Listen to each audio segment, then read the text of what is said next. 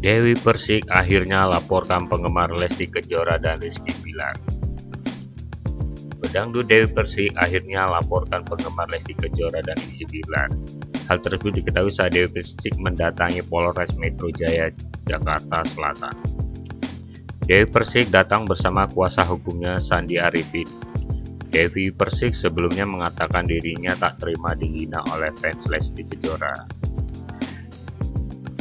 Dewi Persik dituding iri hati pada Lesti Kejora sehingga dicap sebagai wanita yang suka menjual diri.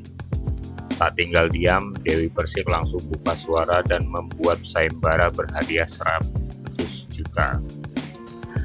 Ia menggelar sayembara demi menemukan orang yang menghinanya.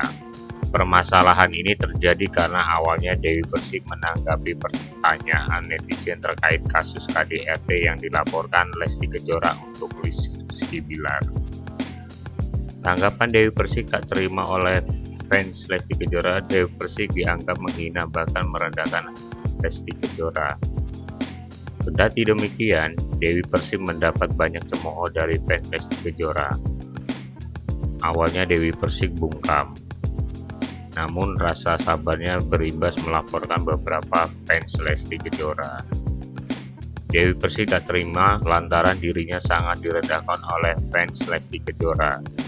Dewi Persik berhasil menemukan identitas pelaku dan siap melaporkan fans Lesti Kejora yang telah menghinanya.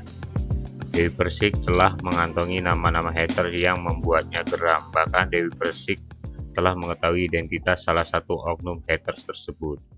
Dewi Persik juga telah membocorkan ciri-ciri salah satu haters yang membuatnya geram.